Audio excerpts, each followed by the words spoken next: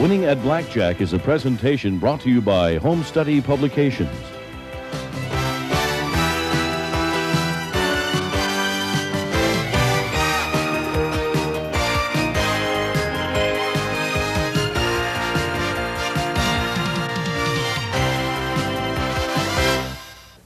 Hi, my name is Bobby Singer.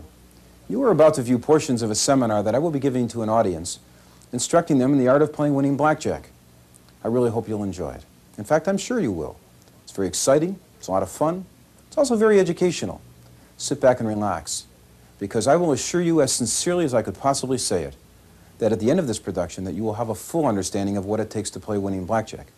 And winning blackjack is why we should be in the casinos. Losing blackjack, let's make that a thing of the past. So get yourself some popcorn, deck of cards, paper and pencil, take lots of notes. And at the end of this production, I will return. At that point, I will introduce to you a home study course that will enable you, while in the comfort of your own homes, to also learn how to play winning blackjack. And it's really the only way to go. Winning blackjack. So for now, let's learn. And here we go.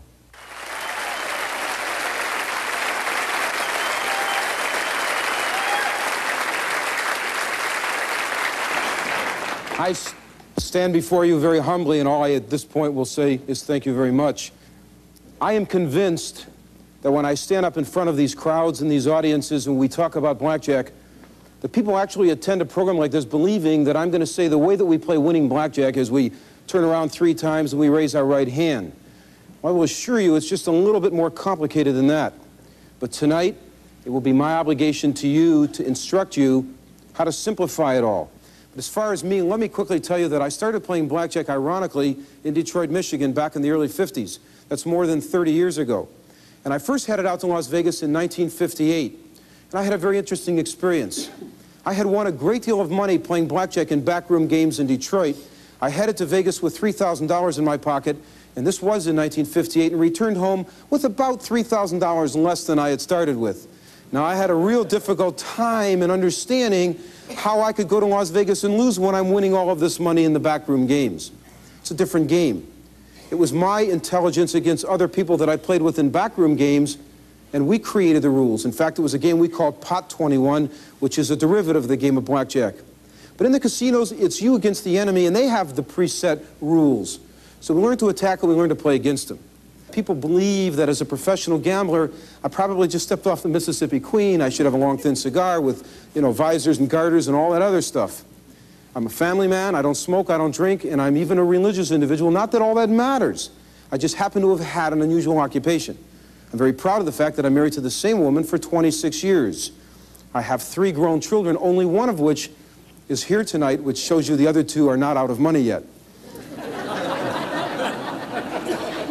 See, money isn't everything, but it keeps you in touch with your kids. In order to play winning blackjack, we are going to cover 5 areas. They're going to look like this. We call them basic strategy, card counting, money management, casino awareness, and team play. The first 3, basic strategy, card counting, and money management, they are mandatory. Without the 3, we could never have an advantage over a casino. First, let me explain what all 5 of them do for us individually. The basic strategy, that represents to us, the player, the ability to now play the hands correctly in the casino, which is the first mistake that most people do. Playing the hands incorrectly, or simply using hunches from card games that they had played at home. Basic strategy, as we say in the industry, are computer-derived sets of computations that tell us what is the mathematical superior play. How do we play these hands correctly? And why do we bother? Is it important? You betcha it is. Because the sad news is that on a blackjack table worldwide, the average, what they call net hold on that table, runs between 17 and 20%. Now, what they mean by that is the average man or woman, for every $100 worth of chips that they purchase at a table, eventually and sadly they end up at a cashier's cage and they have but $80 in chips left over. It is so unnecessary, it's ludicrous to happen, because if we did nothing other than play the hands correctly, if we just played perfect basic strategy, the net win then to the casino, the net advantage then is but 0.5%. What a dramatic reduction in our losses. But at that point, that's all we've done. We have reduced the casino's advantage. We have, in fact, reduced our losses. We're still not winning yet. And I will assure you that would never make me happy.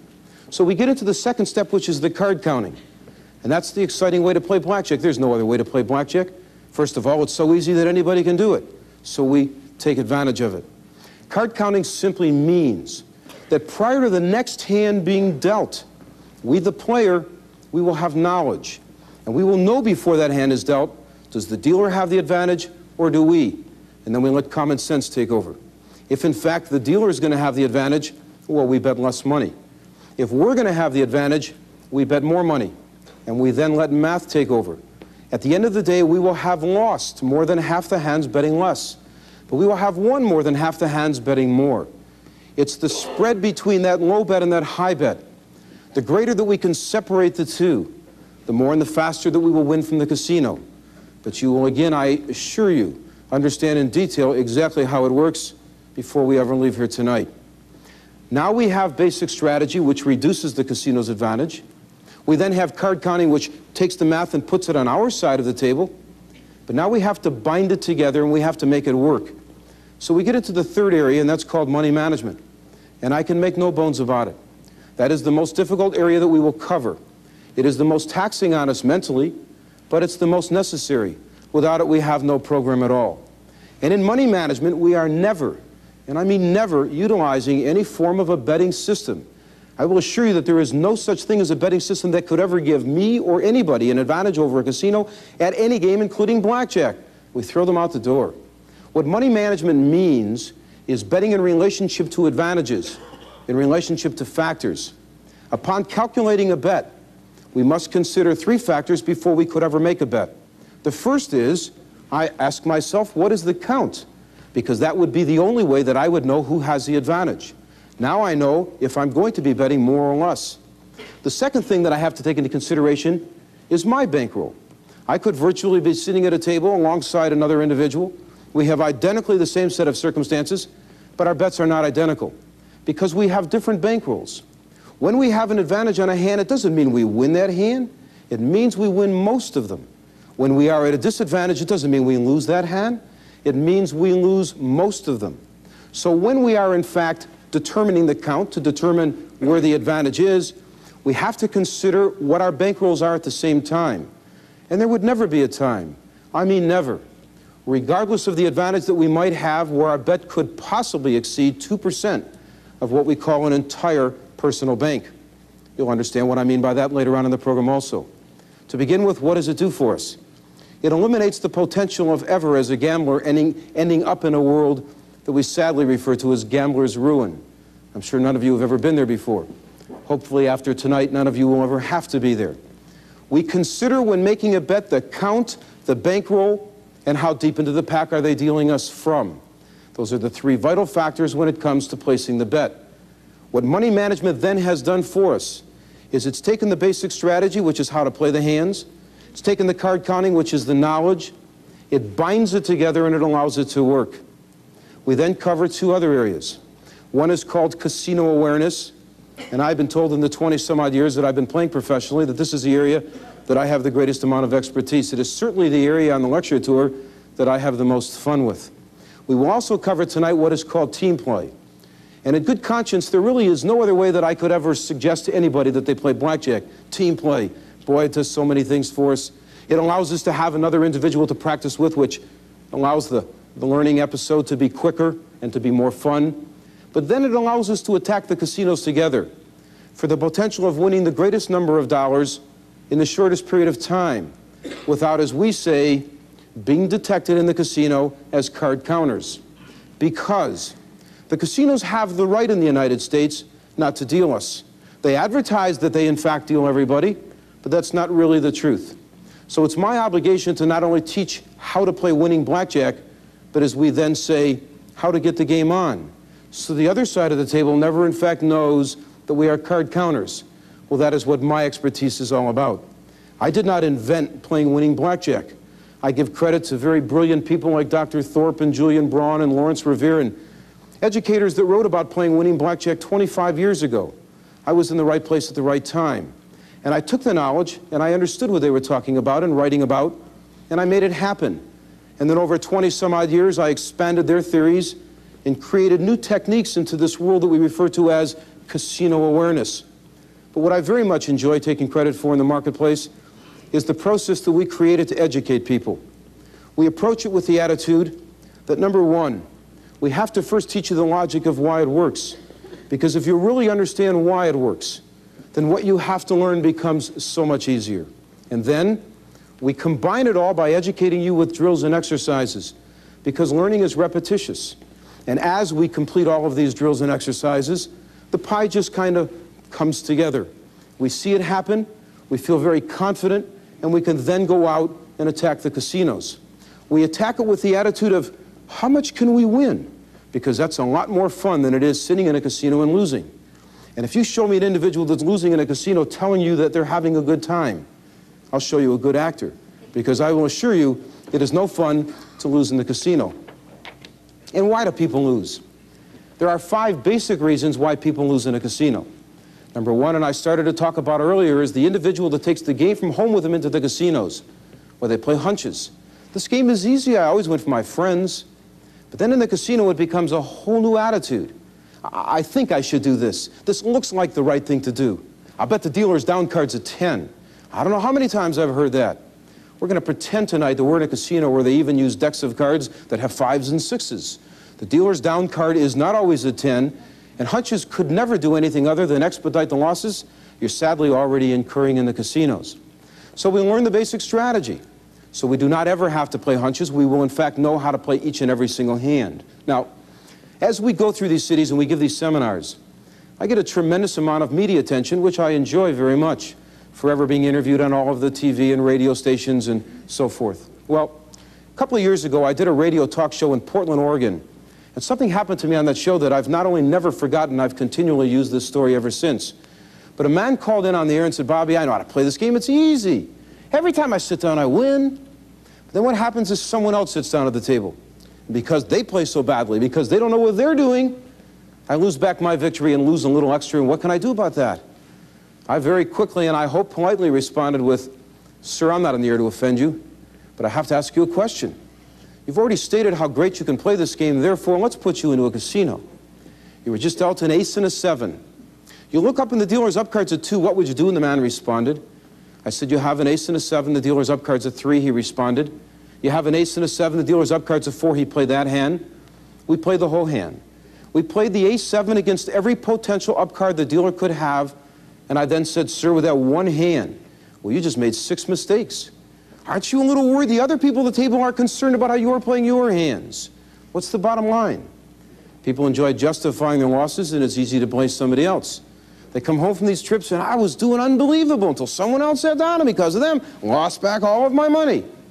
Let me assure you, without any question, that is, without any question, the largest, the biggest myth that's ever been in blackjack.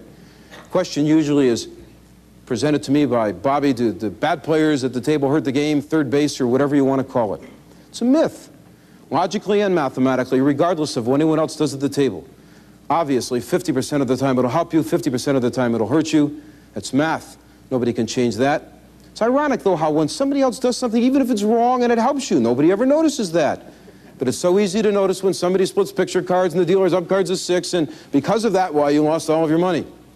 You'll find tonight that what happens to your money is solely dependent on how you play your hands and whether or not you ever learn to count cards. And counting cards clears up the second reason that people lose in a casino, the math of the game. We learn to count cards so we'll have the advantage and not the enemy. Third reason that people lose in a casino probably is the biggest, the betting systems. And there's certainly no question in my mind that everybody, regardless of the game that they wish to attack in a casino, they proceed with some betting system that they've created, home's foolproof, or a friend gave it to them. I'm going to bet 1, 3, 8, 2, 5 or some formula. Heard them all. Probably the one that's the most common we refer to as a martingale. People actually bet $1 believing if they lose, they can bet 2. And if they lose, then they can bet 4, and if they lose, then 8 and 16 and 32 and so forth and so on. We comically refer to that in the industry as the more you bet, the less you lose when you win. You just think about that for a little while. And if you even know anybody that would even attempt it, try to get them to understand that if they lose double, losing double, each and every time they get a victory, all they've won is the equivalent to their original bet. In this case, that's just $1. And if they happen to hit the table maximum bet, which is what protects every casino worldwide, In the average casino around the world, it would only take any one of us 9 consecutive losses to reach that house maximum bet, and anybody could lose 9 times in a row on a given weekend. At that point, by losing and doubling and losing and doubling and hitting the house maximum bet, why, you've lost so much money, you could never hope to recoup it at $1 at a time. So we throw the betting systems out the door. They're useless. And we understand that what money management means is it means making a bet, a calculated bet, in relationship to the knowledge and the dollars that you have with you, the bankroll. There is no other way that it could ever work. The fourth reason that people lose in a casino, I find the most sad and the most comical at the same time. That's the intimidation. There's no question it's there. In fact, I'm a firm believer that there's probably about 6 casinos in Las Vegas, more than anywhere else in the world. I think they all get together and send their dealers to some kind of an intimidation school. They really have an attitude. You came to lose it anyway. We're just going to scare it out of you. You're going to lose a little faster. We'll make new room for new people. There's one casino, I don't even have to mention names. It's unbelievable. If you've been in Las Vegas in the last 10 years, you've seen it yourself. They have a conveyor from the sidewalk, gets you right into the casino, and they empty your pockets. Now they have a second one, gets you right back out to the sidewalk. Doesn't have to be. In exchange for thanking you for attending our program tonight, I will assure you that we will make you so aware of your surroundings you don't ever have to walk into a casino and be intimidated by them. You can walk in and sit down and play with authority and be comfortable about what you're doing, because that really was what the intent should be. It's what it's all about. But that's not what does go on. What does the average individual do? They truly expect to lose. It's a negative attitude. They decide how much. You've all heard the conversations. They talk about it at home. Honey, this is what we can afford to lose. Let's go until we lose this much and then we'll come home. You know the best part about that? I promise you that these people not only decide how much they're going to lose, they divide it up equally over the number of days they're going to be there so they can lose so much a day.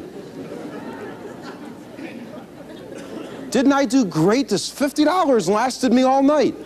What is so terrific about losing $50? Give me the $100 I told you not to give me, right? That's the last line you end up with. And then you get home and it's the first 2 words out of your mouth is if only. Hopefully we'll correct all of that for you tonight. I'll guarantee to you we'll correct all of it for you tonight. Let me relate something to you that I've seen in a casino, just to back up the same point that we're on, that I've seen 100 times, and every one of you that's been in a casino, and that's probably everybody here tonight, you've all seen it yourself. It's between 6 and 8 o'clock at night. I'm comfortably sitting and playing blackjack. Here now comes the woman frantically running through the casino. She stops at the next table where her husband is playing blackjack, and in the middle of the casino, she's literally screaming at her husband, "We're 30 minutes late for dinner." Now, what does he do? He proudly holds up the $10 in chips he has in front of him, and he says, "But wait till I lose this." It's never wait till I double this, wait till I make this look like 100. It's always wait till I lose this. The expecting to lose attitude. It's absurd. If you in fact expect to lose, if you are totally programmed to just give your money to the casino, I can guarantee to you in writing you're going to end up continuing to do that, and you will in fact lose to the casino.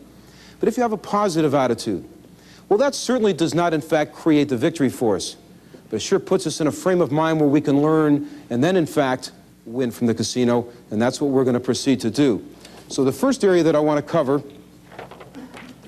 is just the glossary, and then we're going to get into card counting immediately. First of all, simple hand signals are used at the game of blackjack. We begin with just the terms hitting and standing. Hitting is the obvious. It means that we wish more cards from the dealer. Well, if the game is being dealt to us, the player, as a face-up game, when we want more cards, we just kind of motion towards us or scrape our finger on the green felt, and they give us as many cards as we wish. If the game is being dealt face down, and we wish more cards, we wish to hit, we take our original 2 cards and gently scrape them on the green felt without bending or damaging the cards, and again, they'll give us as many as we wish. But if we wish to stand, oh, I have this dealer beaten, I don't need any more cards. In a face-up game, we just kind of wave the dealer off and they'll go right by us. In a face-down game, when we wish to stand, they get a little tricky. Now they ask us to take our original 2 cards and gently slide them underneath our chips, and they ask us to do this without touching our chips. I'm sure they have no concern that anybody would ever think of adding to their chips when they have 20s and 21s, but just in case, they would prefer we slide our cards under our chips without touching them. Now we get into a rule called double down. This is my favorite one because this begins all of the trauma.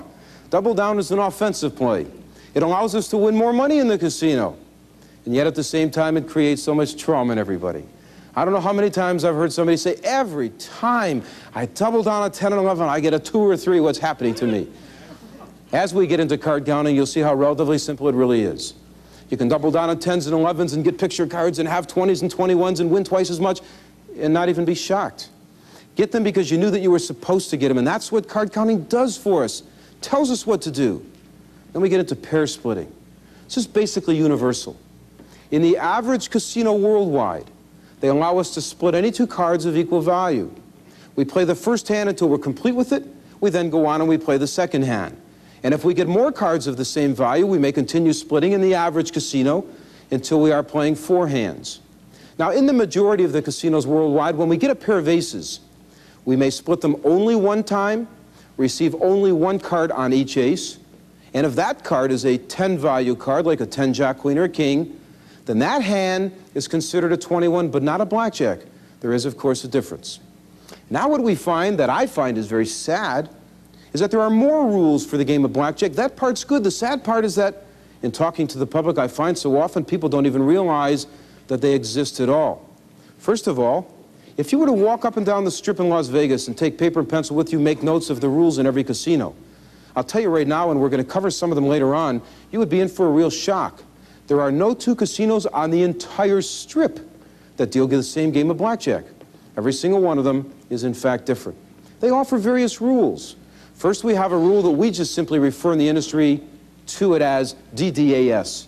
That means that in the casinos that offer it, we may double down after splitting. It's an offensive play. It's a good rule for us, the player, in the casinos that, of course, allow it.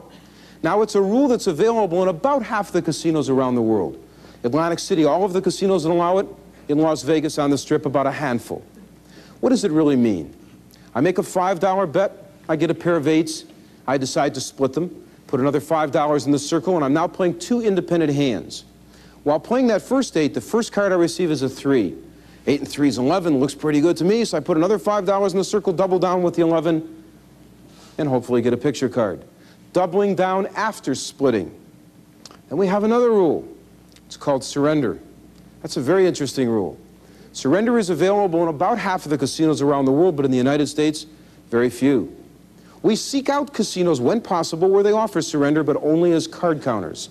I say to you that if you in fact do not count cards, never attempt to surrender a hand in a casino at all, because all you'll be doing is abusing it and seriously expediting the losses again that you're already incurring. So we seek casinos that offer surrender when we have choices of casinos, only as card counters. And surrender is really a very simple rule. I make a bet, receive 2 cards, I add them up, look at the dealer's up card, and because I'm a card counter, I will know before I ever play that hand if I'm going to win or lose. Well, if I'm going to lose, I don't play it. I just say to the dealer, I surrender. The dealer then removes my cards, but only half of my bet. In essence, what I've done is I've conceded this hand without ever playing it for just half a bet. And again, to a card counter, it's delightful. Other than that, just stay away from it. And what I see happening in casinos, and it really is very amusing, is I'll see a table where nobody is surrendering, nobody even knows what it is. One person walks up, sits down, surrenders one hand and leaves, and then everybody surrenders the rest of their hands all afternoon. I mean, excuse me, Mr. Dealer, I have an ace and a jack, and I get back half my money. You really don't want to surrender until you absolutely understand how, in fact, the rule works. Now, we have another rule called insurance. Let me reassure you that if you have ever taken insurance in a casino, regardless, and I have to repeat that word, regardless of what you have in your hand, if you were not counting cards, you were just conceding dollars to the casino for no reason at all. And in a little while, I'm going to actually go through the math and show you why, even if you have a blackjack, why you would never take insurance in a casino unless you are counting cards. Did you ever notice that on every single blackjack table worldwide, if you're in a casino that offers insurance, it's marked on a table. It says insurance pays 2 to 1. Right there, that should have told you. If it was such a good rule for us, the player, would they keep reminding us so we can do it in their casino?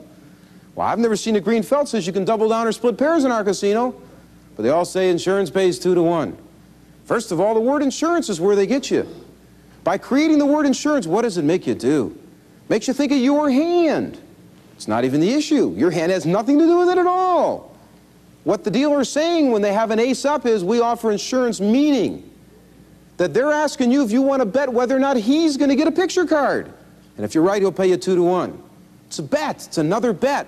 And we'll show you how to, in fact, work it tonight. But it has no relationship at all as to what is in your hand. In fact, the likelihood of you taking insurance is far greater when you have a bad hand than it would ever be when you have a good hand. And you will certainly understand why as we get deeper into it. With that, I want to get into card counting and get you to understand exactly what, in fact, happens. Now, as we do that, I simply make a statement, why are we at this blackjack table? If I asked 100 people, why do you sit down and play blackjack besides lose all of your money? Nobody really responds to me correctly. We're basically there for two reasons. Dr. Thorpe best said it 25 years ago. He entitled his book, Beat the Dealer. That's why you're at the table, to beat the dealer. But the second reason you're there, and it's more important than the first one, is to get blackjacks. That's why we're in the casino, to get blackjacks. No other reason. Wouldn't it be nice to get a blackjack every single hand? Wouldn't we be delighted? We'd even make some money. If we get a blackjack, what's the very first thing we're supposed to do? No, turn it over is the second thing we're supposed to do, right? First thing we're supposed to do is smile. Let's try to understand exactly what happens. Blackjack. That is why we are at the table, to get blackjacks. So we're going to teach ourselves tonight how to go about doing that. That's the only thing that'll be on our minds, how to get blackjacks. If I therefore made a statement to you that of all of the remaining cards, all of the cards still remaining in the pack, most of them were picture cards and aces. And we take this white cloud and we fill it up with all those picture cards and aces, and we just kind of stare up at it, and what do we see? Filled up with blackjacks. If I said to you that of all of the remaining cards, we just had a bunch of little cards left over, and we painted this white cloud and filled it up with all these little cards, and we looked up at it, we wouldn't see any blackjacks. So we have to agree the only time we can get a blackjack is when there's picture cards and aces remaining in the pack.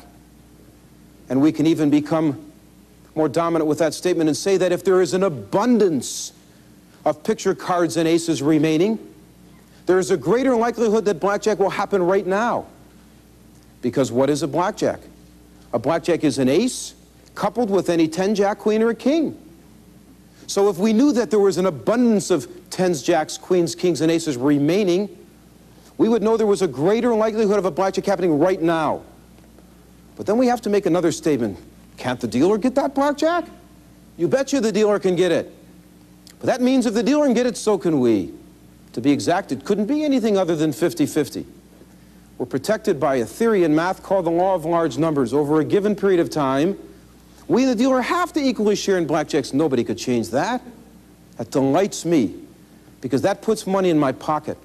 Because in a casino, if I were to bet $100 and the dealer got a blackjack, well, I'd lose $100. But in that very same casino, if I bet $100 and I got the blackjack, well, I get paid $150. What happens is the dealer gets the blackjack and he takes my $100, but then I get a blackjack and he gives me back the $100 that he was holding for me. Then he gives me an extra $50 because he likes me. It's the bonus program. It says so. It says we get paid 1.5 to 1, 3 to 2. That is the bonus that we, the player, get when we get a blackjack. So let's examine what's really happening. We know we're going to trade blackjacks with the dealer equally. We're going to share them. But we get paid 50% more than the dealer? So why don't I bet as much as they'll let me when we can just get blackjacks? Here, you take my 1,000, then you pay me 1,500, then you take my 1,000, then you pay me 1,500. Boy, I like this game. I have a feeling when I leave this casino, I'm going to weigh a lot more than when I walked in, hopefully from the chips in my pockets and not from the food they try to feed you. I want to get blackjacks, and I want to be fair with it. I just want to trade them with a dealer. That'll make me happy. You get one, I get one, you get one, I go, and let's bet as much as you'll let me, but let's bet as little as possible, or nothing at all when we can't get blackjacks, because we count cards. We count cards to determine when blackjack has a greater potential, so we could bet more. But couldn't I also get dealt 10 or an 11? Couldn't I get a two-card total of 10 or 11? But so can the dealer. But I get to double down. The enemy doesn't. That's an offensive play that we, the player, get to do. Well, wouldn't it be nice to double down with 10s and 11s when we knew the remaining cards were mostly picture cards? Get 20s and 21s and win twice as much? Maybe we wouldn't be in such a hurry to do it if we knew that the remaining cards were a bunch of little cards. Then we wouldn't have to leave the casino at the end of the day saying, how come every time I double down, I get a 2 or a 3? We get to double down. The dealer does not. We get to split pairs. The dealer does not. We all get the same cards. Can't we get dealt a bad hand 12 through 16? Sometimes it seems like that's all we get. But the dealer has to get the same cards. So can't the dealer also get 12 through 16? You betcha. But now we play our hand first. And we have the option of saying, hit me or I stand. We get to play that hand according to the count. But what about the dealer? They get to make no decisions. Worldwide. Doesn't matter where they're at. Worldwide, if they have 16 or less, they hit. If they have 17 or more, they stand. And when the dealer has 12 through 16, and he has to draw, which he does, and the remaining cards are mostly picture cards and aces, that's when they break. We let them. We win. Let's picture what goes on. If the remaining cards in the pack were a bunch of little cards, we can't get blackjacks. That pays us a bonus. If we double down, we're going to lose 2 bets instead of 1. If we split pairs, we're going to lose at least 2 hands, if not 3 or maybe a 4th. If the dealer has a pat hand, the dealer doesn't have to draw at all. But if the dealer has a break hand and there's a bunch of little cards remaining, the dealer takes one of those little cards from that cloud and completes his hand. When the majority of the remaining cards are the smaller cards, you can't get blackjacks, you can't make double downs, you lose 2 or more hands on splitting pairs, and the dealer can't break. And you sit there wondering, I don't understand this. The dealer just won 912 hands in a row. But you obviously were not counting cards. Because when the majority of them are picture cards and aces, we get more blackjacks, pays us a bonus. We double down on 10s and 11s, and we get 20s and 21s and win twice as much. They can't do that. We split pairs, but we know when to do it. They can't split pairs. We win 2, 3, 4 hands. Maybe even a double down after a split. And when the dealer has a break hand, when the larger cards are remaining, that's when they break. So now we have our streaks. So we're able to identify through card counting when the enemy wins most of the time and when we win most of the time, and we bet accordingly. Less when they have the advantage and more when we have the advantage. Now, card counting is the most simplistic form of creating an advantage that we're ever going to have in a casino. It's something that any one of us can do. How do we really go about it? Well, if the 10s, jacks, queens, kings, and aces, if those are the important cards, well, that means when they're gone from the pack, that's bad. So what we do is we just picture in our minds the scales of justice, equal weights on both sides of a stem. And we do the same thing with a deck of cards. We take a deck of cards and we just balance it to determine when it's out of balance. As an example, if the 10s, jacks, queens, kings, and aces, if those are the important cards, well, whenever I see one of them come out of the pack, I treat each one of those cards as a -1, because minus is bad. But I've got to balance this act. So whenever I see a small card, a 2, 3, 4, 5, or a 6, I treat each one of those cards as a +1. I now have 5 large cards that are each worth a -1. I have 5 small cards that are each worth a +1. They balance. And the stem of the scale, the border cards, the cards that separate the low and the high, the 7s, 8s, and 9s, I ignore them. I treat them each as a 0. And I now proceed to keep what is called a running count. Let's picture that.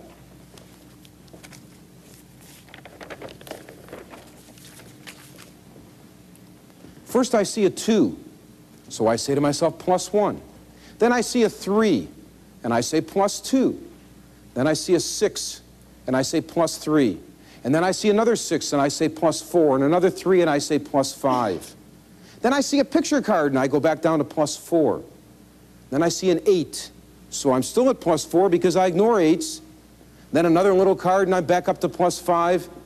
At any given point that we stop, if we are not at 0, then the imbalance represents what is remaining. If I said we had a +5, that simply means that there have been removed from this pack or packs 5 extra little cards. That means, therefore, there are 5 extra larger cards remaining in relationship to the smaller cards. And there is at a given point, and we will cover it, there is at a given point when the advantage becomes so decisive for us, the player, based on that count, that we will start to increase our bets. But again, in relationship to our bankrolls. But first, let's look at card counting, and let's try to do it ourselves and see exactly what happens. I have here 13 cards, all one suit. Well, if I have one complete suit here, ace through king, and if 2, 3, 4, 5, and 6 are each worth a +1, 10, jack, queen, king, and ace are each worth a -1, and 7s, 8s, and 9s I ignore, I guess that means if we go through these 13 cards, well, if we begin at 0 and we get all done, we better be back to 0. So if I begin with a 2, what's the count? +1. And now I see the next card's a 6, so the count becomes +2. My God, is this simple. Now we're at +2. And when you see the next card on your own, just yell out what the new count is. So we go from +2. See, I tried to trick you, but I didn't get away with it. The bottom line is this is a 9. So the count which was +2 remains at +2 because we just ignore 9s. But I'm making a point here. And the point that I'm making is we count all of the cards, but we really don't count all of the cards. Here's one I just ignored. So now we're at +2, and I look over and I see my neighbor's cards are being turned over, and my neighbor has a 3 and a 10. Well, do I go to +3 and back to +2? Do I go down to +1 and back up to +2? Which way do I go? Obviously neither. Because I've trained myself through these drills and exercises to learn how to count cards in 2-card patterns. Because now when I look at my neighbor's cards, I just ignore them. And I go right on to the next person. So I'm making the same point. We count all of the cards, but we really don't count all of the cards. So we're still at +2. The next card's a 4, so the count becomes +3. And then we see an 8, so the count becomes +3. Doesn't change. Feel guilty yet? Now we see a 7 and the count is still +3. And now we see a 5 and the count is +4. +4, and I have 4 cards remaining. What do they have to be? Picture cards and aces. They couldn't be anything else. In fact, here's a situation where somebody gets 20 and somebody gets 21. I'll tell you what, Mr. Dealer, I like that a lot. Let's just throw away the other cards. Just shuffle these. Here, you get 21 and I get 20, and then I get 21 and you get 20? Boy, I'd like that. Wouldn't that be nice? Well, that's what we really try to play for. We actually walk into a casino with nothing else on our minds other than let's trade blackjacks. Now, with that in mind, I just learned how to count cards. Seems simple enough to me, so tomorrow morning I get on a plane and I fly to Las Vegas. It's only 42 minutes and $39 from here. Now I go to the casino, know how to count cards. I know that if the count's plus, that's good, I bet more. If the count's minus, that's bad, I bet a little less. Not sure yet how to play all the hands or all that's going to go on, but I know I'm going to bet according to the count. All these other people, they bet by betting systems. I sit down, it's a full table, because I'm not sure yet what to do, but I know how to count cards. And now I make a bet, everyone makes a bet. The hand is dealt. At the end of this hand, the dealer makes about 5 or 6 cards, has 19 or 20. The dealer's turning over everyone's 2 cards, removing cards, paying chips, taking chips. There is smoke on this table. All the cards end up in a discard tray. I look on the table and everybody has their next bet up there. And my square is empty and this friendly dealer looks over at me and says, "You gonna make a bet? Do you think I could see those cards you just put in the discard tray?" I don't think they're gonna let us. So we prepare ourselves in advance. We learn how to count cards and we learn in what right order to count them. It matters. We actually, just in counting cards, use 8 different drills. It matters if the dealer's right-handed or left-handed. If the game is face up or face down. If you're alone, if it's a full table. We even have what's called an endurance drill. Card counting is simple. 2nd grade math, 3rd grade math, any one of us can do it. 1 + 1 = 2, there's nothing to it. But as simple as card counting is, there is a fatigue point. You are only going to be allowed to play so many hours a day in a casino when fatigue sets in. So we play those hours where we can win. But we have to know what our fatigue point is, so that's what the endurance drill teaches us. It simply teaches us how many hours a day we can play before fatigue sets in, because if it happens, we're in the wrong place. Get out of there. They're going to be open later. Go lay down, take a nap. Go into the coffee shop, have some soup, have some ice cream. As I continually say, that's one of my favorite things in the whole world. I didn't get this way from exercise. I got this way from eating ice cream. So we relax our position. And we try to learn so things become uncomplicated, because that's all playing blackjack is. It's uncomplicated. As an example, I'm sitting at the table and I'm counting cards, and there's all this action going on, and it's +1, +2, +3, wow. +1, +2, each of that's 2 syllables, 2 syllables. So we reduce it. And I just remove the word plus. And it becomes 1, 2, 3, 4, 5. And that tells me that I have an advantage over the casino. And when the count is minus, when things are bad, I'm sitting there, -1, -2, -3, that's a whole lot of work. So we get rid of the word minus and we treat it as M1, M2, M3, M4, M5. And what I do is I think in terms of a thermometer. As the plus count is getting higher, the deck's getting hotter. I see the red going up in the thermometer. It's getting hot outside. I live in Phoenix. If the minus count is getting larger, the deck is getting colder. Boy, it's about to snow. I'm back in Detroit. When the count is plus, the deck is getting hotter. When the count is minus, the deck is getting colder. And that is how I, in fact, educate myself. But let's deal in reality. How do we really react? We're sitting at home and we have this conversation. Honey, let's go to Las Vegas next weekend. Boy, we're just about as excited as can be. Now here it comes Friday, the day we're going to leave. And on the airport, we stop. On the way to the airport, we stop at a bookstore. We buy 2 books on how to play winning blackjack, like we're going to memorize these on the airplane ride on the way to the casino, especially from here in 42 minutes. Now we get to the casino, we're still excited. But we get there, it's a whole brand new ball game. We open the door, and as we do, we think we're physicians because we can hear our heartbeat. It's intimidating. They're dimly lit. There's no clocks. There's no smiles. There's not only no smiles on the players that are losing, there's no smiles on the robots that are dealing to the players that are losing. And in defense of those poor dealers, do you know why there's no smiles? It's really very sad. It's not even their doing. They're instructed by the casino. Do you understand, if the dealer was friendly, what would you do? You would tip the dealer. Casinos don't want you tipping dealers. If you tip the dealer, what have you done? You've taken money out of action, as we say, that you no longer can lose to the casino. They know what they're doing, so they intimidate. They intimidate, they distract. Should you insure your blackjacks? Well, that's a real big myth. Let's understand what happens there. The player was dealt a blackjack. The dealer has an ace up. The dealer then announces the word insurance. The dealer then sees that you have a blackjack. So the dealer says to you, why don't you take insurance? Because if you take insurance, I'll automatically pay you. You can't lose. It's an automatic winner. Why does the dealer tell you all that? Because the dealer realizes that if you're going to buy that story, you are an unskilled player. If you're an unskilled player, you're eventually going to lose in the casino. You'll have no money left over to tip him. By, in fact, befriending you and allowing you to win a hand automatically, he has slowed this process of your losing. He's allowed your money to last longer. And there's no question about it.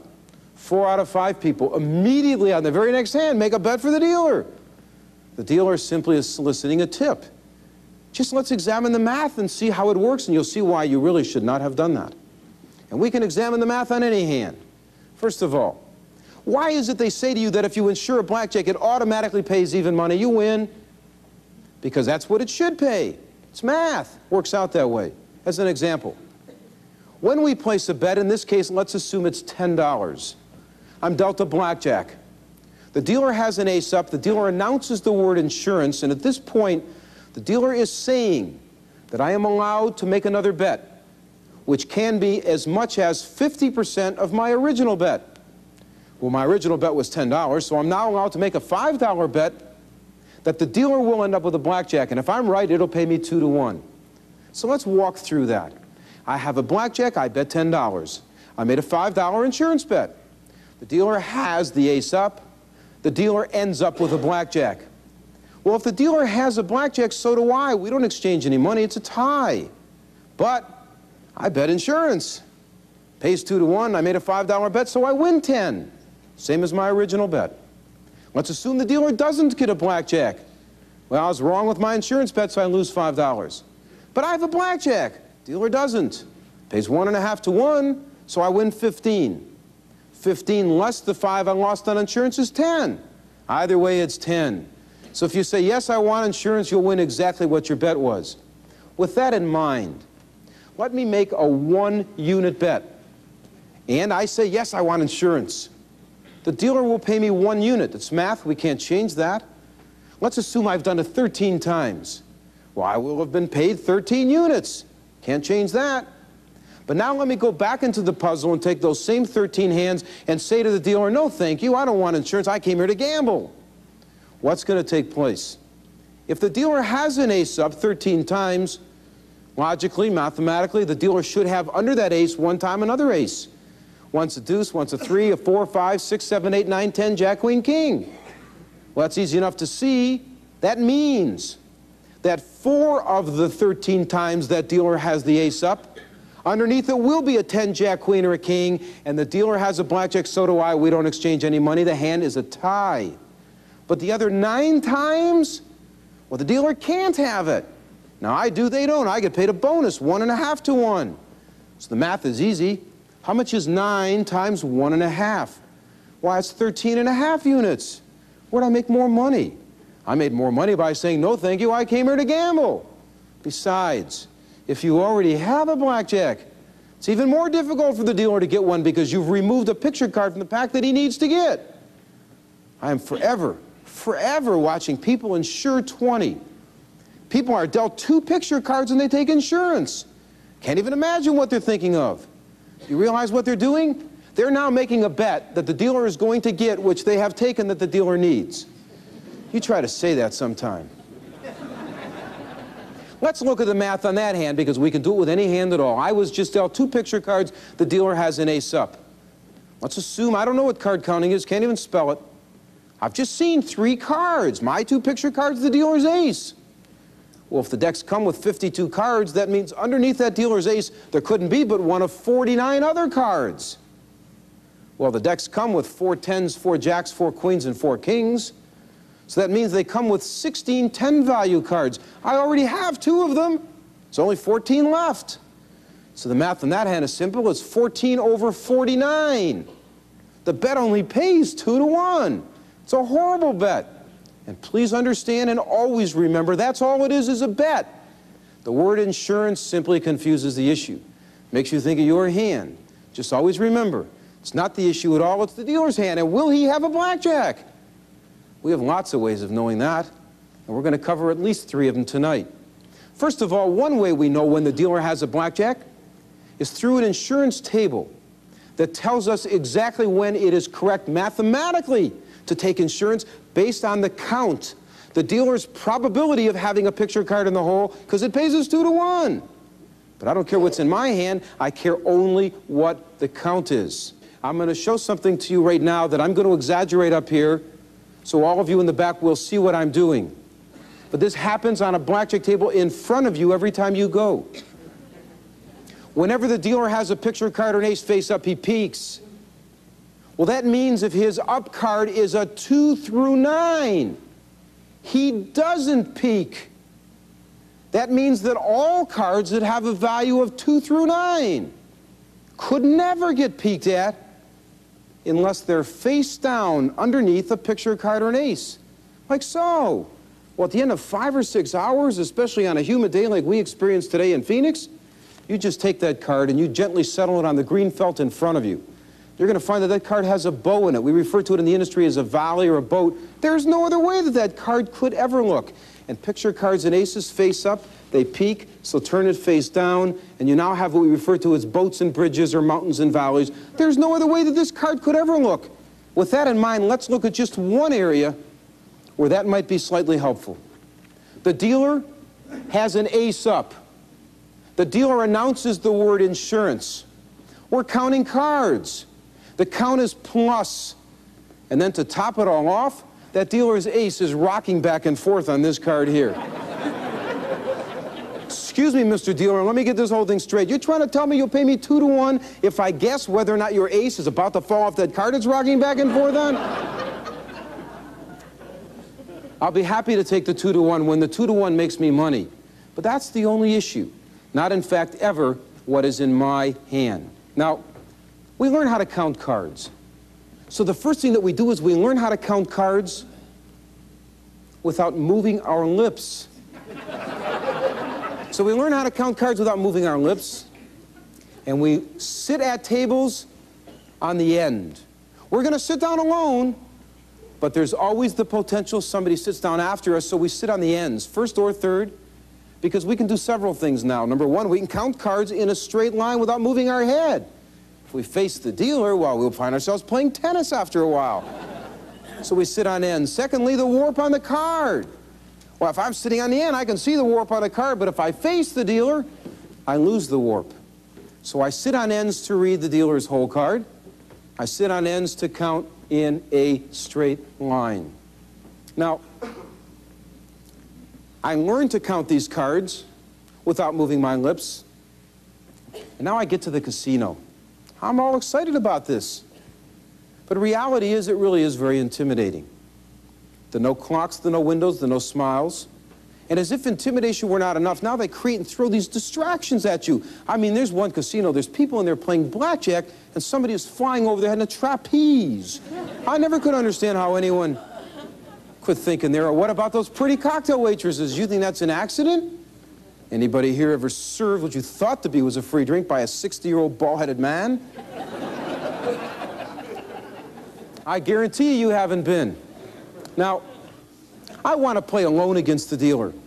So I walk up and I approach a dealer who's standing there all by himself, very smugly, like he just wiped out half of Nevada.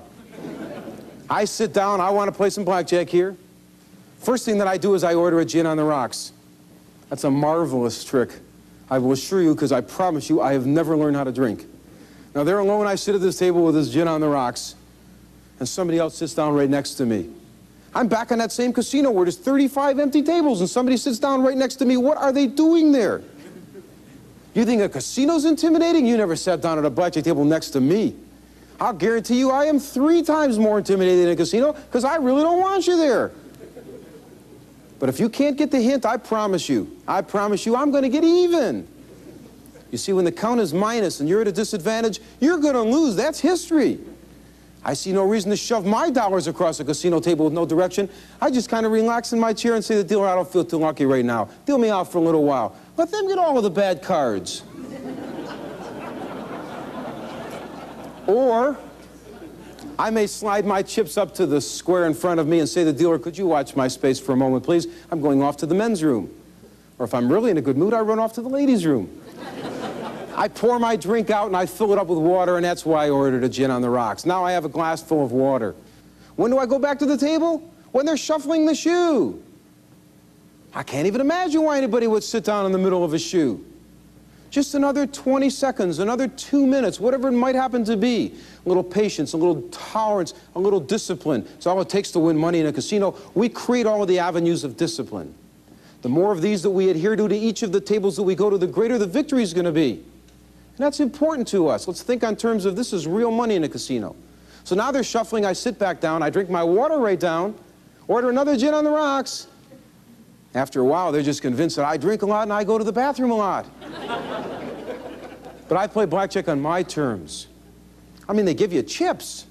That's because they want you to play on their terms. They don't want you to think of money. It'd be real tough for you to keep putting out those $20 bills, losing and losing and losing. But chips, they didn't even give it a second thought.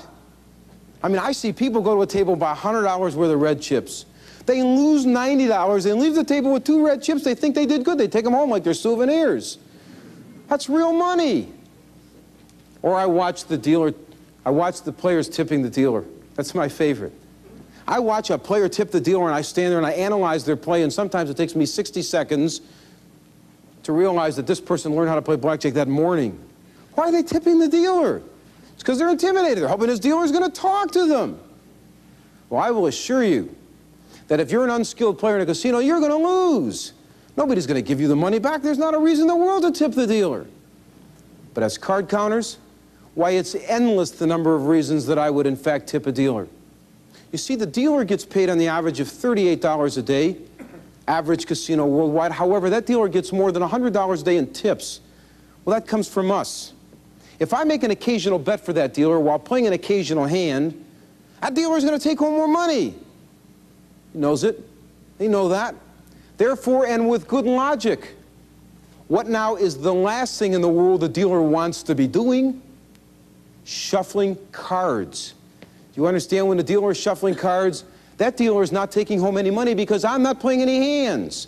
The next time you're in a casino, walk by a table where everybody in the casino, everybody at that table is sitting there playing, minding their own business, but nobody at all is tipping the dealer. And take a look at where the dealer places, right after the shuffle, what we call the colored cut card or the shuffle point. You just watch where that dealer places it. And then don't even go out the door. Walk by another table in that same casino where everybody's tipping the dealer. And take a look at where that dealer has placed the colored cut card or the shuffle point. The dealer is the one that is in control within the guidelines sent down by upstairs as to how deep into the pack he is allowed to place it. The deeper into the pack he goes helps two people. He's one, I'm one. I love me. The deeper into the pack they deal, the more money we win, the more money we take home. You can't play winning blackjack in a casino if they deal less than 2/3 of the cards. It's not worth your time and effort. So we create what we call the penetration point in the shoe. We get the dealer simply to place the colored cut card, the shuffle point, deeper into the pack because the dealer really cares. And that's so important. We know which casinos deal 80 and 85 and 90% of the cards. We also know which one of them deals 50% of the cards, so we don't play in those. You can see yourself. They shuffle the cards. They put it right there in front of you. If it's not back far enough into the pack, they're saying to you, we're not really here to gamble. We just want your money. Get up and leave. Nobody ever forces you to sit at a blackjack table and play on their terms. Learn to play on yours, because that'll put money in your pocket, and that really is what it is all about. They tell me when it comes to what goes on in a casino, I do not ever leave a stone unturned. Casino awareness. There is even a time when to tip the dealer. And when I sometimes field this question in audiences, I'll have people say to me, well, I like to tip the dealer when I first sit down, when I leave the table, when I'm winning, when I'm losing, if the count's plus, if it's minus, after every blackjack, whenever I see the 3 of diamonds. People have every imaginable reason for when they want to tip the dealer. Throw them all out the door. Make a mental note of this if you will, because I promise you, this is my absolute favorite thing to do in a casino. There's nothing I have more fun with. There's only one time to ever make a bet for the dealer, ever. The only time to ever make a bet for the dealer is when the new dealer is standing behind the old dealer. I mean, do you picture that? We get 2 dealers with the same tip.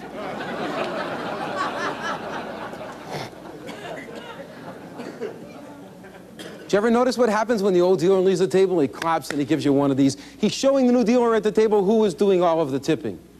He doesn't have to show him anything. I just showed him. That new dealer thinks I've been tipping for the last 40 minutes. He just saw his last tip. And how do we make bets for them? It's universal. We place money in front of our bet, in the circle, outside of the circle, whatever the casino's choice is. But we're now drawing the dealer into the game with them. Do not just reach over and put it in their pockets. That's a waste and that's a no-no.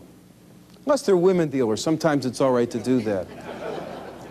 Let's try to understand what we talk about when we say basic strategy. Basic strategy means we are dealt 2 cards. We add them up.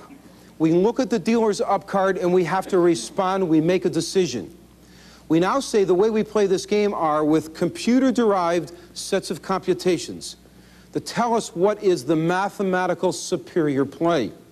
Now, when you're dealt these 2 cards, you must understand that the hand you've just received could only fall under one of 2 categories. It's either offensive or it's defensive. If it's an offensive hand, like I was just dealt an 11, it's an offensive hand. Doesn't matter what you do with it, you're going to win more than half the time. However, the right decision, like a proper double down, means you win more money. If it's a defensive hand, like 12 against the dealer is 2. Doesn't matter what you do with it. If you hit or stand, you're going to lose. However, the right decision means you're going to lose less. If you have 12 and the dealer has a 2 and you say, I stand, it's incorrect. And it would have with it a win rate of but 35 out of 100 times that it happens to you. If you say, well, I have 12 and the dealer has a 2 and I'm going to hit, that is correct. Yet it carries a win rate of only 37 out of 100 times that it happens to you. What's the bottom line? Bottom line is you hope you never get a 12 when a dealer has a 2. It's a horrible hand. But what did the right decision do for us? It allowed us to win that hand twice more often per 100. Therefore, we're going to lose it twice less often per 100, and we saved 4 points on that one hand. No hunches, no guesswork. There is no such thing. You must play the hands correctly. So with that, we get into what we simply refer to as a basic strategy chart. And the first thing that we have is if we were in the casino and we were dealt a 2-card total of 8 or less. Now, what we're going to cover here for now is a shoe, a 4-deck shoe or greater multiple deck in a casino for learning how to play the hands. So we create a graph. And if we are dealt a 2-card 8 or less, playing from the shoe, all we do is hit. So we just walk over and we write an H and we draw a line all the way across, and now we know if we have 8 or less, we simply hit. Because we code everything with a letter. If I'm going to hit, I use the letter H. If I'm going to stand, I'll use the letter S. If I double down, I'll use the letter D. If I'm going to split pairs, I'll use the letter P, like in pair splitting. And that will then designate to me how that hand is properly played. If I have a 2-card 9, that's the first hand in a casino that people abuse. Because often they don't realize it can be an offensive hand. People have mentioned Northern Nevada where you can only double down on 10 and 11. Places like Atlantic City and Las Vegas and other parts of the world have very favorable rules. You can double down on any 2 cards in our casino. That's excellent. So therefore, when we can, 9 becomes an offensive hand. Playing from the shoe with 9, it's correct to double against the dealers 3 through 6. Otherwise, we simply hit. Now, if we have a 2-card 10, it is proper to double down against the dealers 2 through 9. Otherwise, we simply hit. So we make it look like this. With 10, we double against the dealers 2 through 9. Otherwise, we hit. Now we get into an 11. There was a time that if you had a 2-card 11, you would automatically double down. Well, that was correct during the days that we primarily played single-deck blackjack. But from the shoe, we don't. From the shoe with 11, we double down against the dealers 2 through 10. Otherwise, we hit. Well, why is that? It's really very simple. It has no relationship at all as to whether or not the dealer had a blackjack and the hand was over. With 11 against the dealer's ace, we hit out of a shoe simply because when the dealer's hand contains an ace while playing from the shoe, it only breaks for that dealer 11.8% of the time. That is all. So if you've doubled with 11 against the dealer's ace, the chances are very slight the dealer will break, and you've now jeopardized 2 bets instead of 1. So with 11, we say double 2 through 10, otherwise hit. And then we take the first defensive hand, 12. With 12, we stand against the dealers 4, 5, or 6. Otherwise, we hit. So with 12, we hit against the dealers 2 or 3. We stand against the dealers 4, 5, or 6. Otherwise, we hit. And then we take the hands 13 through 16. We couple them all together. Against the dealers 2 through 6, we just stand.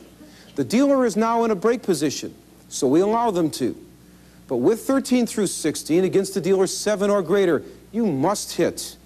So with 13 through 16, we stand against the dealers 2 through 6, otherwise we hit. And then we take the hands 17 through 21. And when you are dealt what we call a hard total of 17 or greater, the answer is obvious. We simply stand. Now, every one of us has been in a casino. And all of us that have been in a casino or are ever going to be in a casino, we are at one time or another going to witness somebody hitting a 17. Now, that to me is absolutely mind-boggling. I haven't a clue why they're in the casino, and it would be a lot easier if they just mailed their checks in. I will assure you, if you are dealt 17 or greater in a casino, just stand. And then we get to what we call the soft hands. I'm dealt an ace-2 or I am dealt an ace-3. It's an offensive hand because I'm in a casino that says I can double down on any 2 cards. And if I double with an ace-2 or an ace-3 against the dealer's 5 or 6, I've created an offensive play that is going to allow me to win more money.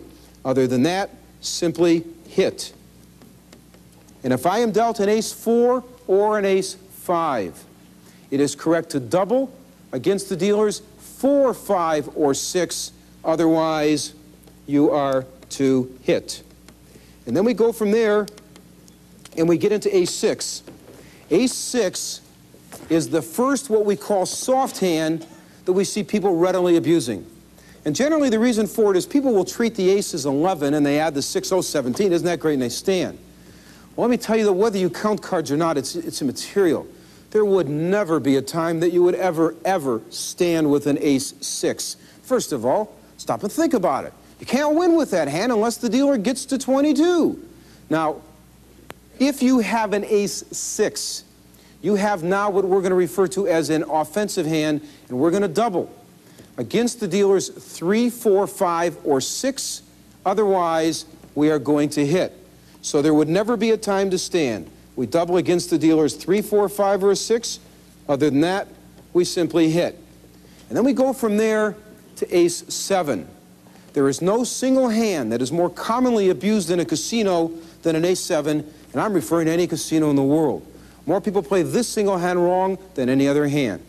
And generally what happens is they just have a tendency to treat the ace as 11 and they add the 7. Boy, that's 18, isn't that great? And they stand.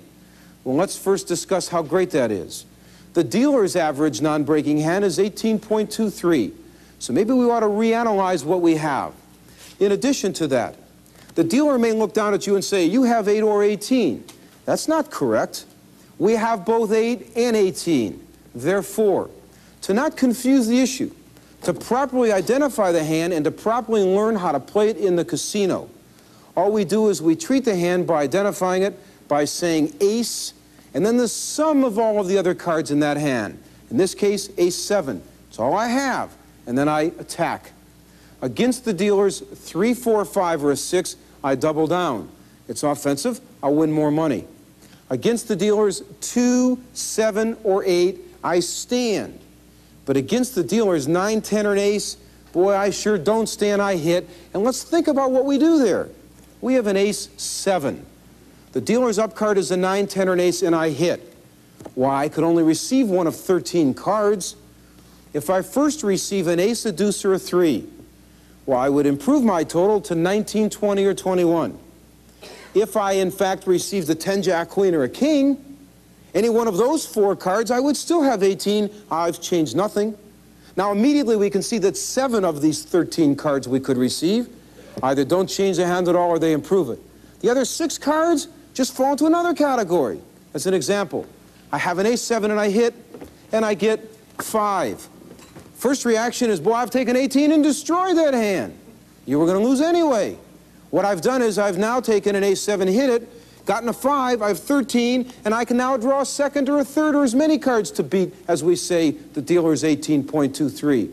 So one more time, the mathematical superior play with ace-7 is we double against the dealer's 3 through 6, we stand against the dealer's 2, 7, or 8, otherwise we hit.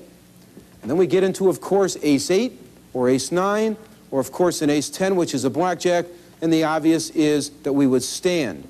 We're not going to cover pair splitting tonight because pair splitting is going to vary. If, in fact, you are in a casino that allows you to, as we say, DDAS, double down after splitting, and that's about the half of the casinos that we will play in, the rules for pair splitting will change. So to avoid confusing the issue, let me simply tell you that all of how we pair split, whether it is in a casino that allows or does not allow DDAS, is obviously and of course covered in the home study course all on one graph. Now, what's basically happened here? We've learned how to play the hands, we've learned how to count cards. Boy, is this exciting. I'm going to get on an airplane and I'm going to run off to Las Vegas because I have this whole thing figured out.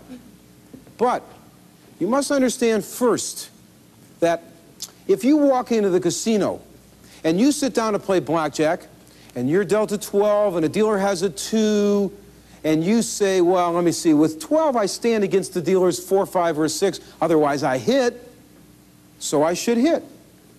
I will assure you that even with the right answer, you're still prepared to lose in that casino because you have to think about the answer. But if you have 12 and a dealer has a 2, you say, hit me because you knew it was right and you reacted. Only then are you prepared to go on to card counting and to be in the casino at all. Because anything short of that means you're going to just be conceding dollars to them. And now let's try to understand how the average individual truly reacts. Let's take an individual from a Midwest city. Just learn how to play blackjack. Just learn how to count cards, learn how to play basic strategy. Boy, I know how to do all of this.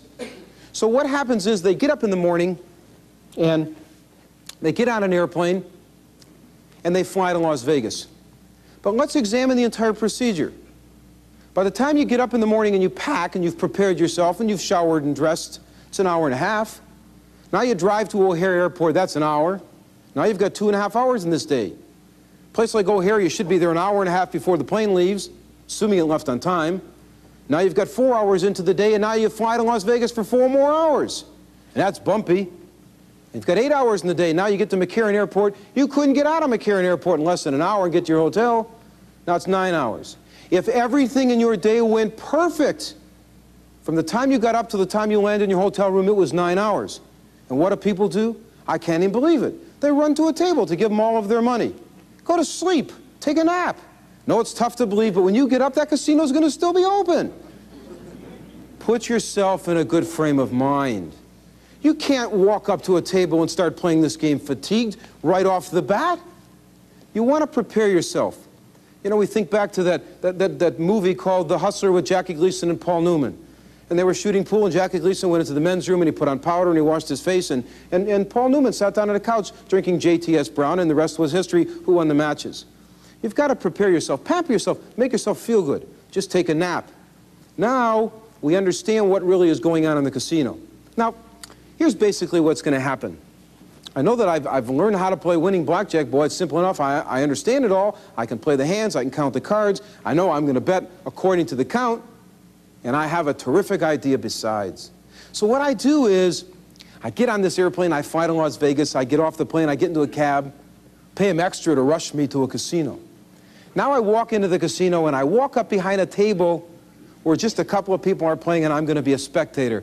We've all seen spectators in a casino. Did you recognize me? So I stand behind this table where 1 or 2 people are playing, and I've got $1,000 in my pocket. That's my bankroll. I took it with me. I decided that's what I'm going to play winning blackjack with. And I start to count the cards when the shoe begins. These other people are playing. And as soon as the shoe is positive, it's plus, I have this advantage, I sit right down and bet my entire $1,000 on one hand. We sure cannot recommend that. And that's the fastest way that I know of you entering into this very sad world that we refer to as gambler's ruin. Well, you want to avoid that. So let's try to understand and picture what basically happens here. First of all, if I have an advantage on a hand, doesn't mean I win that hand, it means I win most of them. So to illustrate this point, what I've done is I've created a glass bowl with 100 marbles in it. 52 are good and 48 are bad because I've decided before this next hand is dealt, I'm going to have a 4% advantage. Now, it is not necessary for you to ever know what your percentage of advantage is over the casino. All we care about is I have the edge or the enemy does.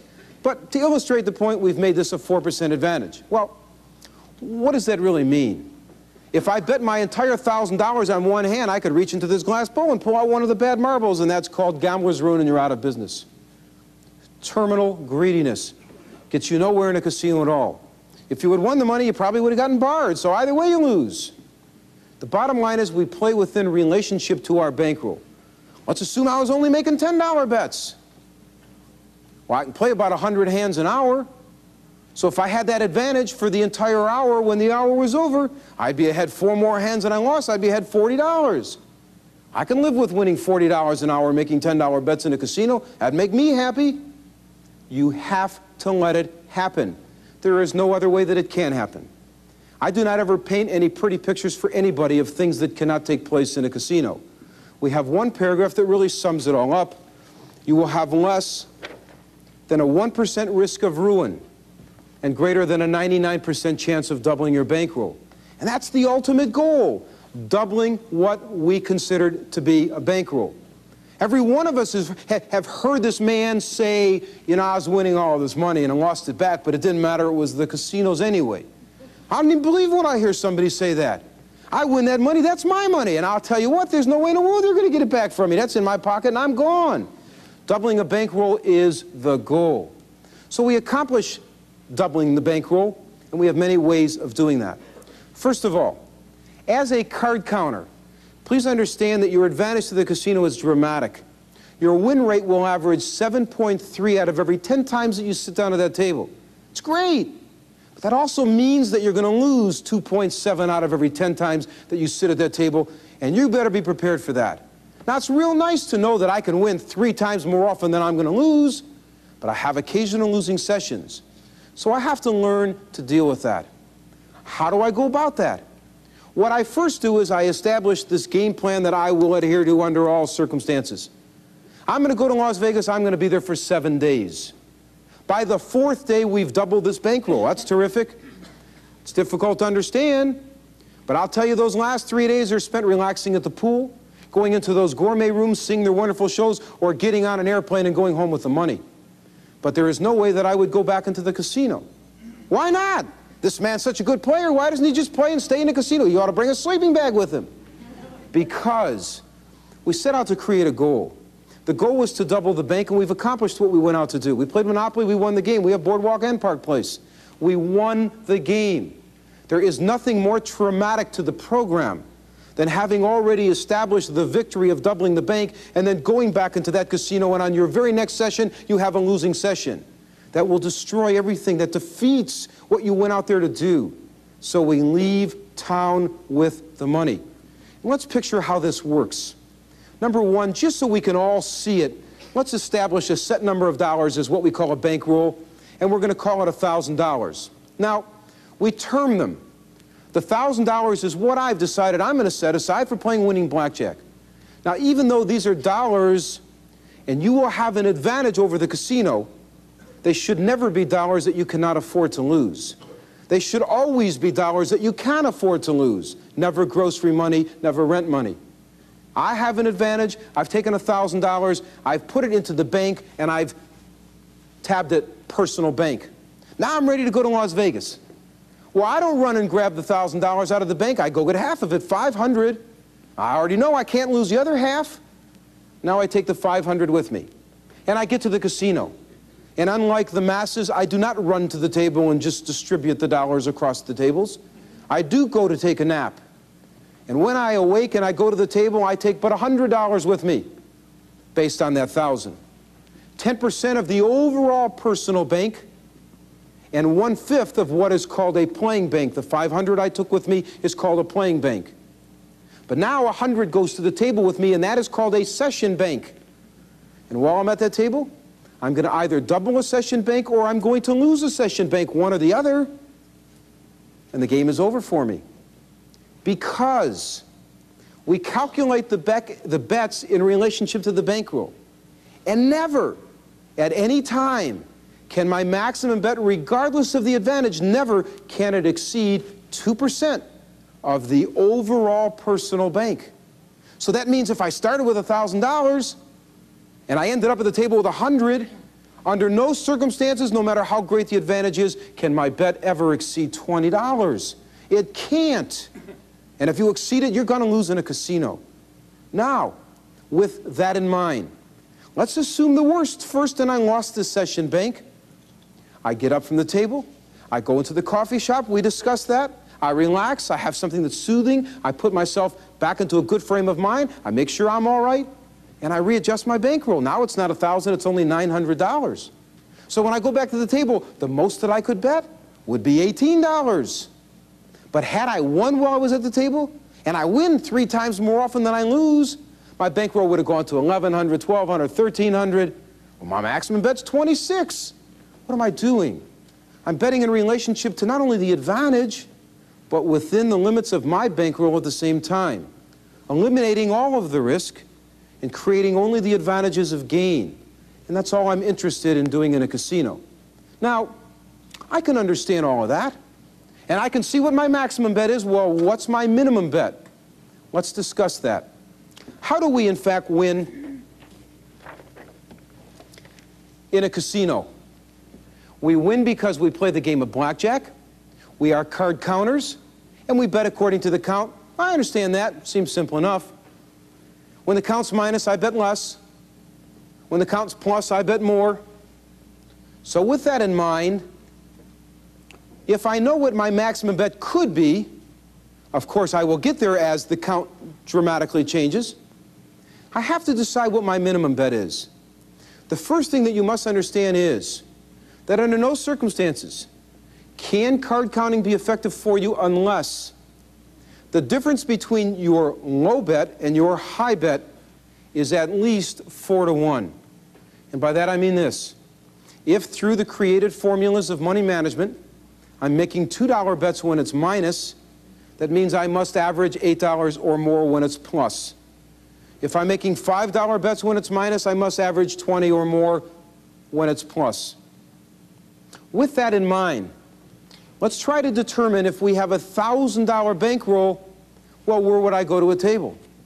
If I have a $1,000 personal bank, I could never bet more than $20. So what table would I go to? Well, I can't go to a $100 minimum bet table. I couldn't even make a bet. Can't go to a $25 minimum bet table. Couldn't make a bet. I could go to a $10 minimum bet table, but I'll end up losing. Because when the count is minus, I'll be betting table minimum. That's $10. And when things are great, the best that I could ever do is bet 20. So I'd be going from 10 to 20, and that's just 2 to 1, and that doesn't work. I could go to a $5 minimum bet table, and when things are bad, bet $5, and when they're good, bet 20. That works. But let's examine what really we have to really deal with. Let's take a couple. Her name is Marge, his name is Harry. They went through our program. They've identically learned. They're both very skilled. They have all of our books, all of our programs. They each begin with exactly a $1,000 personal bank, and they go to the same casino. But at the end of the day, when the day is over, who has all of the money? She does. Well, why is that? Because as they walked into the casino together, they kissed and parted friends. She said to him, honey, I'm going to go sit over here at the corner here at this $2 minimum bet table. And he said to her, have a good time. I can't go sit over there. I have to go sit at a $5 minimum bet table because I'm a real shooter. With that in mind, let's just look at math. It's real simple to do. She is at her table making $2 bets. He's at his table making $5 bets because at his table and at her table, respectively, the count's minus. Well, things didn't go real well.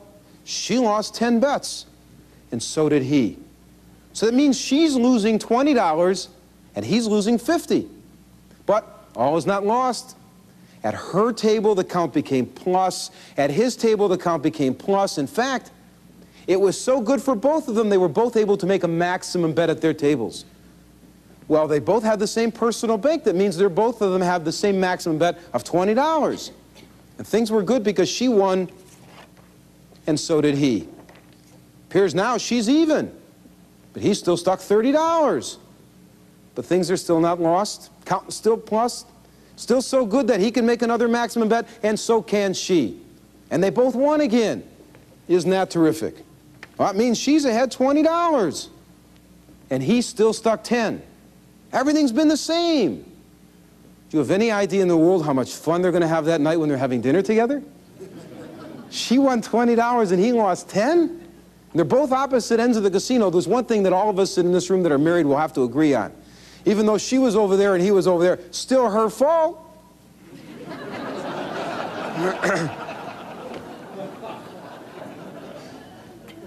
Buddy Hackett tells the absolute best story. He says it all. He talks about the man that's shooting dice and the wife comes to the table and she grabs a few chips and leaves. She comes back, she does it a second time and a third time, and finally that night they're having dinner. He turns to her, he says, what'd you take while I was shooting dice? She says, $200. He says, you lost $200? She says, you lost $2,000. He says, yeah, but I know how to gamble.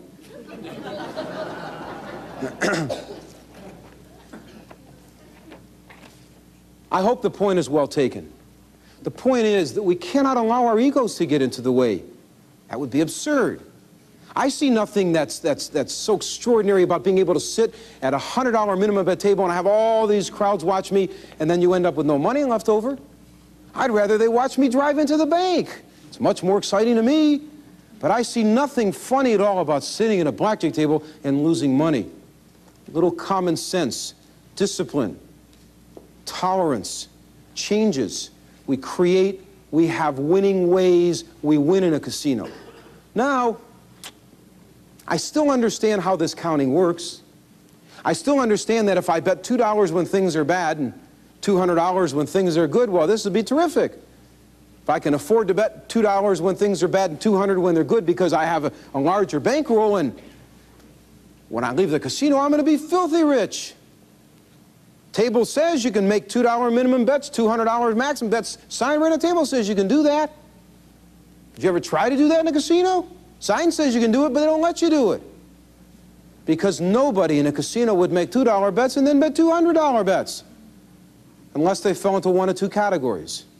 One is a lunatic, the other is a card counter.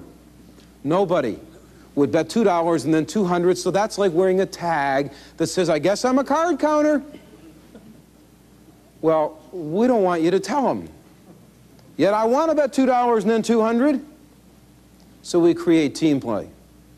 And then I can go from $2 to $200. I can do whatever I want. And the enemy just won't know. And I'm just not going to tell them. So picture what happens. I walk into the casino, and I have with me just one person, in this case my daughter. But I don't go to the table, she does. Why her? Because she is a female. And pit bosses traditionally have a very serious ego problem. They're never going to concede the fact that a woman can count cards. They'll never concede the fact that she'll make in a week what he makes in a year. Women can't count cards. Well, they're great at it. They certainly have all of the patience, but more than we have, and all of the necessary discipline. They're great card counters. She sits at the table, she has two jobs. One is to count, one is to bet. When the count is at a minus, when we are at a disadvantage, she'll make but a $5 bet. When the count is in the area of 0, and we are still at a disadvantage, she makes a $5 bet.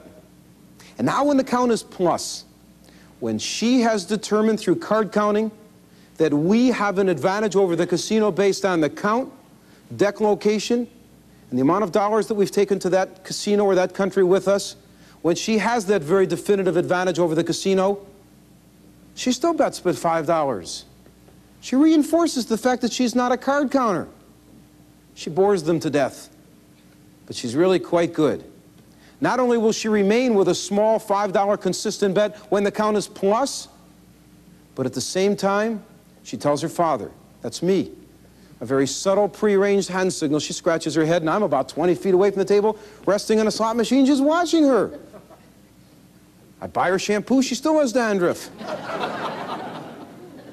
I'm waiting for her to tell me, get your fanny to the table, Pops.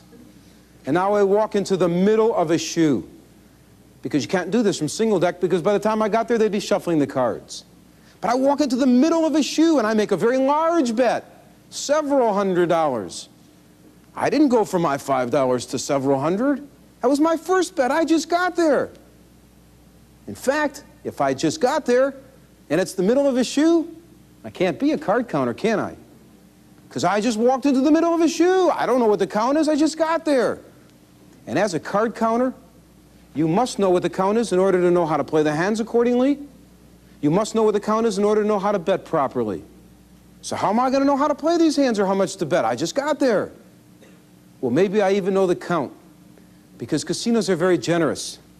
They give you chips. They're not just for betting. They're for keeping score. And as I walk by the young lady sitting in the first position, I don't talk to her because I don't know her. I just look in front of her. Because of the way she has been trained to very methodically arrange her chips told me the count. That's when I take cash out of my pockets and I say, money plays. You've all seen that happen. You ever seen anybody ask to leave a casino because they put down money and said, money plays? Of course not.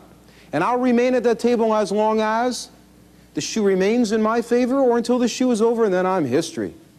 There's no way in the world you would ever see me put a single dollar of my money across a gaming table unless I knew I had the advantage. I'm not in the risk business. And you can laugh all you want, but I swear to you, I don't even believe in gambling. People say to me, when I'm in a casino, would I shoot dice? I respond very quickly, no, it's gambling. I play with an advantage, or I wouldn't make a bet at all.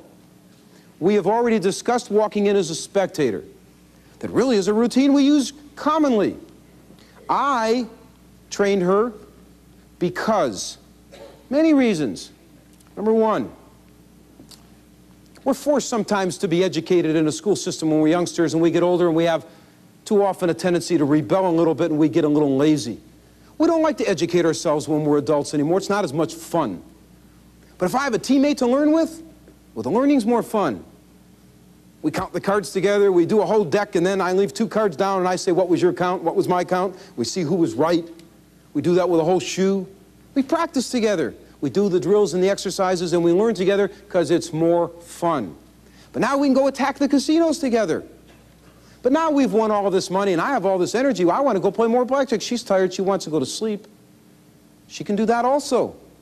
Because I have a whole casino full of teammates. They're people that I never met a day in my life. They're just in there playing.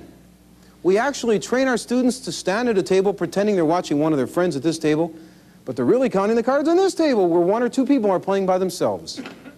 And when the count reaches at that table, an advantage point, based on deck location, the count, and the bankroll, at that point we sit down and we then bet, but within relationship to the created formulas of money management. And the fun of this is when we get up and leave the table, we not only have all of this money and this great victory, we don't even have to share it with our teammates. Those people didn't even know they were helping. There's a whole casino full of people that can get all the bad cards. You just want to get the good cards. You're really not there for any other reason. I would like to, with your permission, to close with one final note. I very much enjoy putting on these programs. I sincerely hope that you've enjoyed being here tonight and that you've educated yourself with understanding what really goes on in the casino. With that, I make a statement to you. If you've enjoyed our program tonight and you go off to the casino and you then win, and I'll assure you, I'll guarantee you that if you follow the guidelines sent down in our home study courses, I'll guarantee you you're going to win in the casino.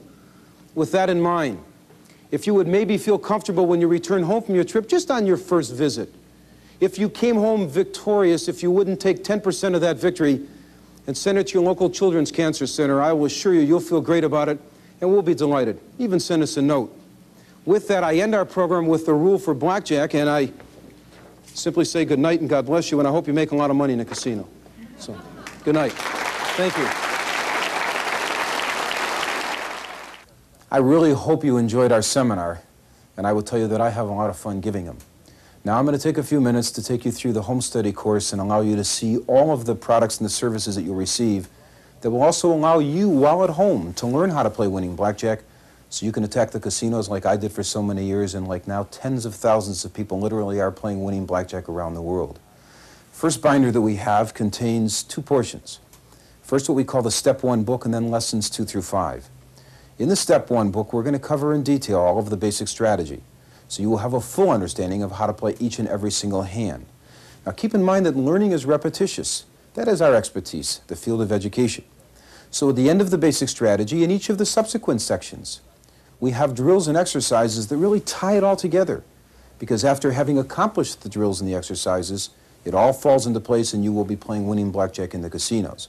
So first the basic strategy, followed by the drills and the exercises, and then even little flashcards in the basic strategy that we can take everywhere we go, which will expedite learning how to play the hands correctly. In the lessons 2 through 5 book, we begin it with the card counting. And that's the only way to play winning blackjack. It's the fun, it's the exciting way. So in card counting, we will cover in detail the exact order in which you have to count the cards while you are at the tables in the casinos. Because it really matters if the dealers are right-handed or left-handed, or if the cards are being dealt face down or face up, or if you're alone, or if the table is full of people. So the drills and the exercises, again, will teach you in exactly what order to count the cards regardless of the game that you're involved in. We then go from the card counting into the money management. And as I've stated before, and I'll make no bones about it, that is the tougher area. That is the area, in fact, that is the most necessary, though. Because in money management, we understand that each and every time we make a bet, it's with information. We know what the count is, we know what our personal bankrolls are. And all of the charts in the money management section will first tell you when your advantage begins, so you know when to begin raising your bets, and it will then tell you exactly what your bet should be regardless of the individual bankroll that you're going to start with. Doesn't matter how much it is, it works regardless. From there we go into the casino awareness. And I've been told so many times that this is the area that in the 25 years that I played as a professional that I have the greatest amount of expertise. I will literally walk you through everything that goes on in the casino so you'll know why, as we say, the enemy does what they do, and how we can turn it all around and put it on our side of the tables, creating advantages. We'll finish the lesson 2 through 5 book with the team play, and I'll cover numerous methods of creating team play in the casinos. Team play, in good conscience, is the only way that I could ever recommend that people play the game of winning blackjack in the casinos. It'll work for you as an individual, works great, but picture what team play does. 2 or more people learn together quicker. And then while in the casinos, it allows you to win more dollars and win them faster. And as we simply say, by going undetected by the casinos, ever knowing that we are in fact card counters. It's a lot of fun. It's exciting. In addition to that binder with the Lesson 1 and the Lessons 2 through 5 book, you're also going to receive a copy of the Gambling Gazette magazine. The Gambling Gazette magazine is a monthly publication. It's also a very exciting one. But it's not just on blackjack. It's Blackjack Plus. The Gambling Gazette magazine literally contains anything that's going on in the gaming world, from racetracks to casinos. When you're in the casino world, you'll know exactly which casinos to go into to play winning blackjack. We instruct you with where only the games are viable. We want to play winning blackjack. We're not interested in losing blackjack. You will also know from the magazine the right places to eat, the right shows to go to, where the tournaments are. Anything you need to know at all that's happening in the casino world will be provided for you in that magazine. In addition to the binder with the written material and the Gambling Gazette magazine, you're also going to receive a second binder that has 6 cassette tapes. 2 of those cassette tapes are on basic strategy, 2 are on card counting, and 2 are on money management. The intent is for you to listen to them going back and forth to work or just in the comfort of your own homes. What I will begin with is putting you through drills and exercises. Then I'll ask a question. Then I'll pause and I'll wait for you to answer it, and then I'll give the right answer. And as I enjoy saying, if you give the wrong answer, I say, no, that's not right. As you're looking around your car or your house is wondering where I'm hiding. We're always keeping an eye on you. We want you to learn. We want you to play winning blackjack. The Bobby Singer Home Study course on how to play winning blackjack, which I have now described. The Lesson 1 book on basic strategy, the Lesson 2 through 5 book taking you from card counting through to team play, the Gambling Gazette magazine, and the 6 cassette tapes sells for $149. But in addition to that, we've just added a brand new home study course to our library that we're going to make part of the entire package. We call it Bobby Singer's Guide to Casino Gaming. And it's a fun book. I mean, we really had a lot of fun putting it together. If it happens in a casino, it's in this book. If it's slot machines, keno, dice, blackjack, baccarat, the big 6, bingo, poker, whatever goes on in a casino is in Bobby Singer's Guide to Casino Gaming. Once upon opening the binder, you'll find about 85 pages that will actually walk you through all of these games, educating you so you never have to walk into a casino and be intimidated about how these games are played. It will describe to you how the bets are made, and in detail and using illustrations. It's a lot of fun. The math of the bets, what to bet on and what not to bet on. In addition to that, the binder also contains 2 cassette tapes, which is part of the Guide to Casino Gaming. They'll reinforce the words of the 85 pages that you'll be reading as part of the home study course. At the very back of the binder, in the back pocket, you will find another little book which we call The Origins and Superstitions of Gaming. And I'll tell you quite frankly, I don't remember when I had that much fun researching a project. Because in The Origins and Superstitions of Gaming, we find out where it really all began. Did you know that gambling began back in China? At least that's what our research has shown us. And prehistoric man actually used a sheep bone ankle for what is now known in the casino industry at the game of dice as bones. We had a lot of fun putting that package together. But with the Bobby Singer Home Study course on playing winning blackjack and Bobby Singer's Guide to Casino Gaming, let's get down to the important area, and that's the services that are involved. Everybody receives an ID card wallet-sized. It'll have a toll-free 800 number on it. Serves many purposes. Let's assume that you're in a casino in Nevada or in Atlantic City. The net result is if you have any questions at all that you wish to ask on blackjack, you go to the nearest phone, you dial a toll-free 800 number, and we have a complete staff of operators that will answer any question that you need to know on blackjack, including myself. I also answer those calls. Myself and very, very serious blackjack-oriented people to answer those questions. But let's assume that you're in the city of Las Vegas and you want to know which casinos to play in. Let's assume that you're in Laughlin, Nevada, Reno, Lake Tahoe, Atlantic City, anywhere where there happens to be casinos, and now I don't mean just in the United States, but anywhere around the world. While you are still in the United States, give us a call on these toll-free 800 numbers 48 hours before you go to those cities. You give one of our operators your ID number. They will then ask you a question which you will be able to answer. We now know it's really you. At that point, you tell our staff exactly the city you're going to, and then they tell you the best part about playing winning blackjack, and that is which casinos to go to. I can't stress that enough. You may be in for a shock. If you were to take paper and pencil and make notes and just walk up and down the strip just in Las Vegas, you're in for a real serious shock to find out that there are no two casinos that deal identically the same game of blackjack. They're all different. It is our expertise to guide you to see to that you are only playing in the casinos that deal what we call the most viable games. Enjoy the home study course. Learn it well in the comfort of your own homes. You'll have a lot of fun with it, because playing winning blackjack is a lot of fun. Certainly playing losing blackjack, none of us could ever consider a lot of fun. God bless you, and I hope you do well with our program. And thank you for watching. To order the complete Bobby Singer method of playing winning blackjack for only $149, plus as an exclusive Bobby's Guide to Casino Gaming, call 1-800-445-5419 now. Operators are standing by 24 hours a day. That's 1-800-445-5419. Have your Visa, MasterCard, or American Express ready. Call now. Or send $149 check or money order to Bobby Singer, Post Office Box 5927, Phoenix, Arizona 85016. This is an exclusive offer only through Home Study Publications, so call now, 1-800-445-5419.